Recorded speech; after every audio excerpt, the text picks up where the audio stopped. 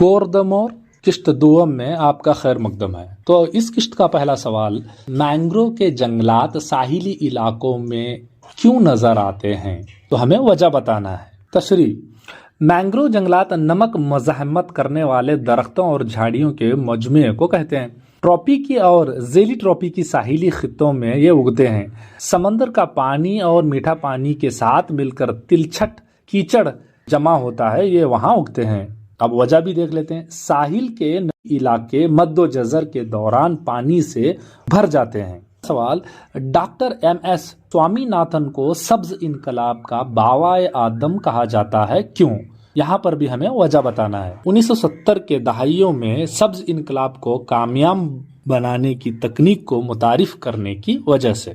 23، ہندوستان کی اصل ترقی کا مطلب کریوں کی ترقی ہے، اس کہاوت کو کس نے کہا؟ یعنی شخصیت، مہاتما گاندھی جی۔ 24، آفاقیت سے اشیاء کی قیمتوں میں کمی آتی ہے، کیسے؟ تو آپ کو یہاں پر نوعیت بتانی ہے۔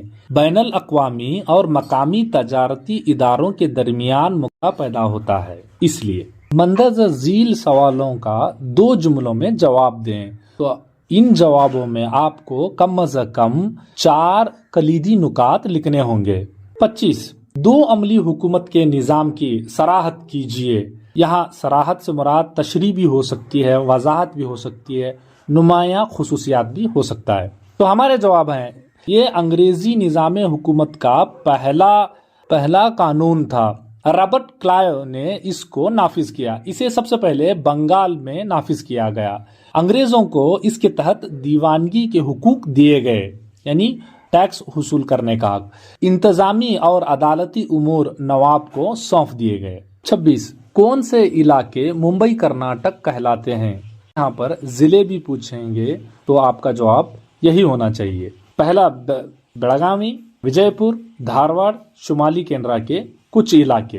23، سوامی وویکانندا نوجوانوں میں تحریک کی قوت تھے، کیسے؟ اس کی تفصیل بتائیے۔ تو ہمارا جواب کچھ اس طرح سے ہونا چاہیے کہ سوامی وویکانندا سماجی خدمت کی اہمیت پر زور دیا، شکاگو عالمی کانفرنس میں ہندوستان کی عظمت کو پیش کیا، ہندوستانی تہذیب سے دنیا کو روشناس کروایا، نوجوانوں کو خدمت خلق اور ان کے لیے قوت محرک کے طور پر آگے رہے۔ 28، چین کے انقلابی ترقی کے اہم اسباب کیا تھے؟ تو ہمارا جواب کچھ اس طرح ہونا چاہیے کہ سن یات-سن کے بعد ماؤ زیڈونگ کی قیادت میں اجتماعات کو نظام کا جاری، مفت تعلیم، صحت، کھیل کود اور سپورٹس کے لیے ہمت افزائی، سائنس اور ٹیکنالوجی کی ہمت افزائی، آگے کی طرف چھلانگ پالیسی کا رائج، خانگی جائیداد کو اشتراکی جائیداد میں تبدیل کرنا۔ یا کا سوال، فیسسٹ حکومت یا پالیسی کے خصوصیات بیان کیجیے۔ تو آپ کا جواب کچھ یوں ہونا چاہیے کہ اٹلی میں اور جرمن میں فیسسٹ حکومت جو آئی تھی اس کی خصوصیات بتانا ہوگا۔ اس میں سے والہانہ قومیت، دشمنوں کی تباہی، تشدد کی ستائش، قتل عام کی حمایت۔ اگلا سوال، آبادی کے اضافے سے درپیش ہونے والے مسائل کون کون سے ہیں؟ تو آپ کا جواب کچھ اس طرح سے ہونا چاہیے کہ بے روزگاری، ناخواندگی، غربت، رہائشی سہولیت کا فقدان، صحت و تندرستی کی قلت، پانی کی قلت، غذائی قلت، فی آمدنی میں کمی، اقتصادی ترقی میں پچھڑا پن اور امدادی سہولیات کی کمی۔ 30، دہشت گردی سے ہونے والے اثرات کو بیان کیجیے۔ تو آپ کو اہم اثرات بیان کرنے ہوں گے۔ تو دہشت گردی سے اشخاص اور ان کی جائیداد اور اشیاء کو نقصان پہنچتا ہے اور یہ ایک زبردست نفسیاتی منفی اثر مرتب کرتا ہے، سماجی تہذیب اور حکومت کے ترقیاتی کاموں پر منفی اثر مرتب کرتا ہے، خوف اور دہشت کا ماحول پیدا کرتا ہے اور عام طور پر تباہی ہوتی ہے۔ 31، جہیز ایک سماجی برائی ہے، سمجھائیے۔ تو اگر آپ یہاں ڈسکرپٹیو آنسر بھی لکھیں گے تو چلے گا۔ اس میں سب سے پہلے عورتوں پر ظلم و تشدد کا نشانہ بنتے ہیں، کبھی کبھار ایک قتل تک چلے جاتے ہیں، ذہنی اور جسمانی اذیت اور استحصال بھی کیا جاتا ہے، اور لڑکی کے گھر والوں کی طرف مال کا دباؤ اور دوسرے جائیداد کا دباؤ بڑھ جاتا ہے۔ 32، ہندوستانی زراعت مانسون کے ساتھ ایک جوا ہے، وضاحت کیجیے۔ تو यहाँ पर भी आपका जवाब डिस्क्रिप्टिव होना चाहिए। सबसे पहले, हिंदुस्तान में साल भर चलने वाली नदियों की कमी है, खुसूसन जुनूबी हिंदुस्तान में, और ज़राअत हिंदुस्तान का एक अहम पेशा है। इससे दूसरा और सालसी सनतें चलते हैं। ज़राअत का मुकम्मल तौर पर मानसून पर ही इन्हसार होना, बारिश न हो तो मुल्क में कहत साली पैदा हो जाती है।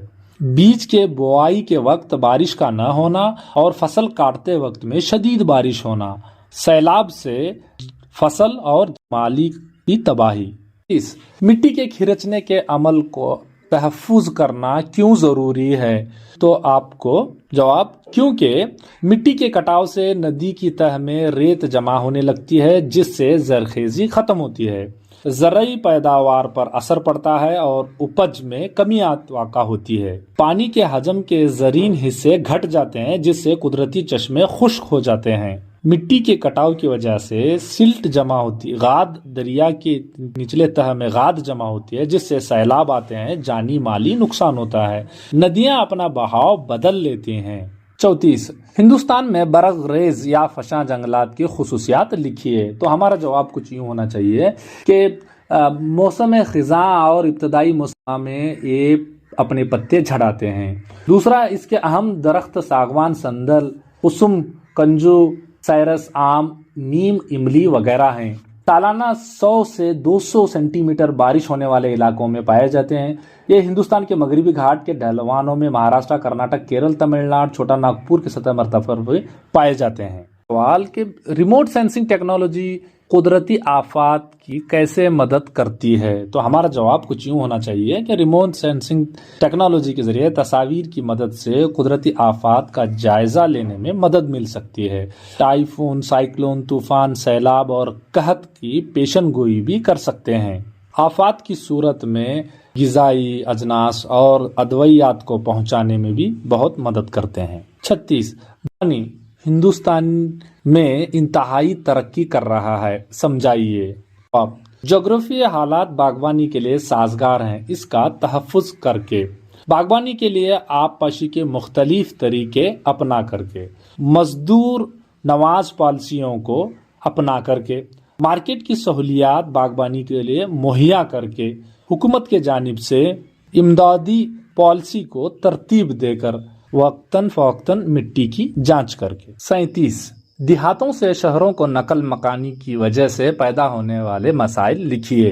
इस अमल से कसीर तादाद में मसाइल पैदा होते हैं, जैसे रिहाइश का मसला, झोपड़पट्टी या स्लम इलाके का बढ़ना, इन इलाकों में गैर अखलाकी और गैर कानूनी सरगर्मियाँ, बुनियादी ज़रूरतों की किल्लत, पानी, बरकी, तालीम, रास्ते, हॉस्पिटल्स वगैरह की, आबादी में कसाफत में इजाफा, बेरोजगारी और कम उजरत पर काम करना, चोरी, डाका, कत्ल और दूसरे बहुत सारे जराइम।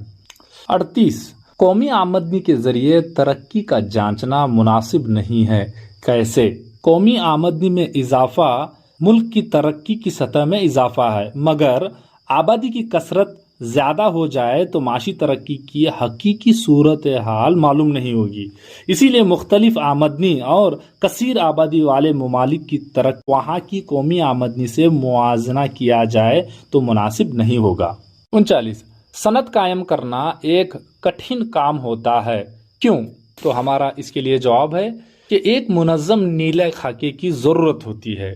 इसके लिए बड़े पैमाने की सरमाई की ज़रूरत होती है, सस्ते मजदूर की किल्लत, मार्केट्स में गैर अखलाकी मुकाबले व ब्लैक मार्केटिंग, हुकूमत का गैर ज़रूरी बार बार मुदाखलत। अगला सवाल, मंदरजा झील सवालों के जवाब 6 जुमलों में दें। तो यहाँ पर आपको कम अज़ कम 6 कलीदी नुकात लिखना पड़ेगा। 40, 1857 की बगावत में इस अहद के माशी अवामिल जिम्मेदार थे, वजाहत कीजिए। अंग्रेजों ने मुल्क भर में दीवानी का हक यानी दान हुसूल करने का हक अपने पास रखा। इंग्लैंड में सनती इनकलाब की वजह से हिंदुस्तानी दस्तकार को बहुत बड़ा नुकसान पहुंचा। यहाँ के दस्तकार बेरोजगार हो गए। घरेलू और छोटे पैमाने के सनतों को जबरदस्त नुकसान पहुंचा। हिंदुस्तानी अशिया पर बहुत भारी भरकम टैक्स नाफिज कर दिया गया। زمینداروں نے کسانوں کا استحصال کیا، ہندوستانی مزدور اور کسانوں کی مالی حالت بدتر ہوتی گئی۔ ہوم چارجز کے بہانے انگریز ہندوستان کا بہت سارا پیسہ انگلینڈ منتقل کرتے رہے۔ انگریز اپنی نجی جنگوں کا خرچہ ہندوستان پر ڈالتے رہے۔ 41 ہندوستان نے دنیا میں تخفیف اسلحہ کی اہمیت پر زور دیا۔ کیوں؟ کیونکہ ہندوستان ایک امن پسند ملک ہے اور جنگ سے ہونے والی تباہیوں سے آگاہ ہے۔ عالمی امن اور بھائی چارگی والی خارجہ پالیسی کو مخصوص مقام دیتا ہے۔ نیوکلیائی ہتھیار کے استعمال کا خدشہ ہمیشہ ہمارے اوپر رہتا ہے۔ تیسری جنگ عظیم کا خدشہ بھی ہے۔ ہتھیاروں کی تیاری اور اس کے فروخت اور ان کے جمع کرنے میں زبردست مسابقت بڑھنے کی وجہ سے خوف و ہراساں کا ماحول، جنگ سے ہونے والے جانی مالی نقصان کو بچانے کے لیے۔ 42 اسپرشتا کے خاتمے کے لیے دستوری اور قانونی اقدامات کی وضاحت کیجیے۔ جواب: دستور کے دفعہ 17 کے تحت انٹچیبلٹی کو ممنوع اور جرم قرار دیا گیا۔ 1955 کے تحت انٹچیبلٹی سے متعلق جرائم کے قانون نافذ گئے۔ 1976 میں شہریوں کے حقوق کے تحفظ کا قانون نافذ کیا گیا۔ مساوات کے حق کو عوام میں شعور بیدار کیا گیا۔ فہرست ذات اور قبائل کے لیے تعلیمی، سیاسی اور اقتصادی روزگار کے موقع میں مختص آسامی کیے گئے۔ 1890 میں کے تحت ریاستی حکومت کے انٹچیبلٹی کے خاتمے کی خصوصی ذمہ داریاں دی گئی۔ سبھی شہریوں کو برابر کا موقع عوامی جگہوں، مارکیٹوں میں دیا گیا۔ 43 ہندوستان کے اہم بندرگاہیں کون سے ہیں؟ جواب: مغربی بندرگاہیں کانڈلا، ممبئی، مارم گوا، نیو منگلور، کوچی۔ مشرقی بندرگاہیں ٹوٹیکورین، چنئی، وشاکھاپٹنم، پیرادیپ، کولکتہ، ہلدیا۔ 44 لاقیت کے نظریے میں مہاتما گاندھی کے گرام سوراج کے تصور کو بیان کیجیے۔ جواب: ہندوستان دیہاتوں والا ملک ہے۔ 2011 کی مردم شماری کے مطابق 70% سے لوگ دیہاتوں میں بستے ہیں۔ بابا قوم مہاتما گاندھی جی نے کہا تھا کہ دیہاتوں کی ترقی ہی ہندوستان کی اصل ترقی ہے۔ ہندوستان کے ہر دیہات میں دیہاتی سطح کا مقامی انتظامیہ یعنی پنچایت راج کا نافذ کرنا، دیہات کی ترقی کی ذمہ داری دیہات کے لوگوں کے سپرد کرنا، خود اعتمادی اور خودداری اور خوشحال دیہات کو بنانے کی کوشاں کرنا، ریاستی رہنمائی اصول کو اپنانا۔ اس عمل کو گرام سوراج نام باپو نے دیا۔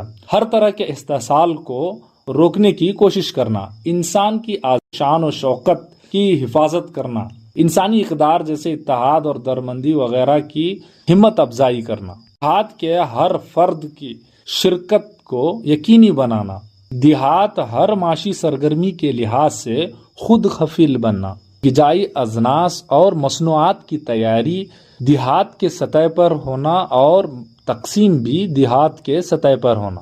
45 ہندوستانی ڈاک بینک کاروبار میں شامل ہے، کیسے؟ ثابت کیجیے۔ جواب: کور بینکنگ کے علاوہ بینک کے سبھی معاشی سرگرمی ڈاک خانے میں انجام دیے جا رہے ہیں۔ یہاں پر قومی بچت سند کو تقسیم کیا جا رہا ہے، کسانوں کے لیے قرضے جات دیے جا رہے ہیں، ہر ماہ مستفیضین میں تقسیم کیا جا رہا ہے، بیمہ بچت کی سند عطا کی جا رہی ہے، پینشن کی ادائیگی بھی ڈاک خانے سے ہو رہی ہے، ڈاک خانے کے ذریعے رقم کی تبدیلی کرنے کا کاروبار بھی ہو رہا ہے، ٹرین ٹکٹ بکنگ بھی یہی سے ہو رہی ہے، MO اور بک پوسٹنگ جیسے بھی کام یہاں پر ہو رہے ہیں۔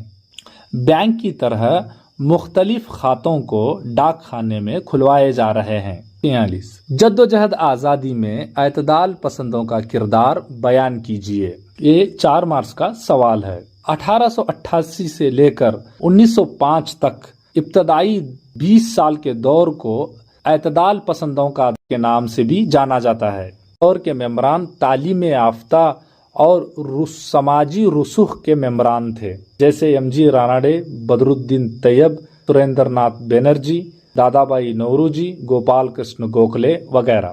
یہ لوگ انگریزی نظم و نسق اور بے تعصبی پر اعتماد رکھنے والے تھے۔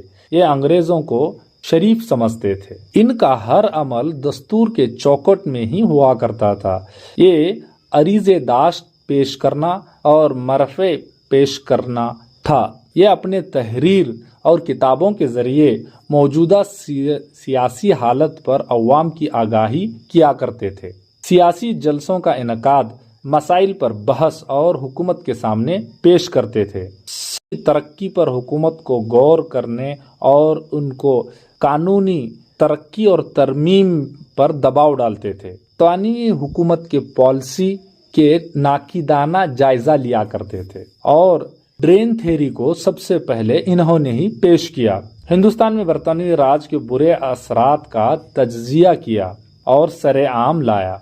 आम कौम परस्ती, हिब्बुल वतनी का जज्बा हिंदुस्तानियों में उभारा। दस्तूरी इस्लाहात, लगान की कमी, फौजी अखराजात की कमी पर गौर करने के लिए हुकूमत को मजबूर किया। आखिरी सवाल, हिंदुस्तान के नक्शे का खाका बनाइए और इसके मंदरज़ झील को निशानदही करें। तो इसके लिए 4 निशानात होते हैं। तो आपको सबसे पहले इस का शुमार नंबर 47 डालना होगा।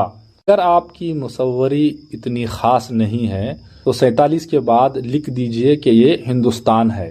दरिया, डैम, अहम शहर, मरकज, पहाड़, मकाम, इसके मखसूस अलामतें और निशान होते हैं। तो बराए करम इन अलामतों और निशानों का इस्तेमाल ज़रूर करें, जैसे कि यहाँ पर नजर आ रहे हैं। बम्बई हाई, कोकन का साहिल, बेंगलुरु शहर।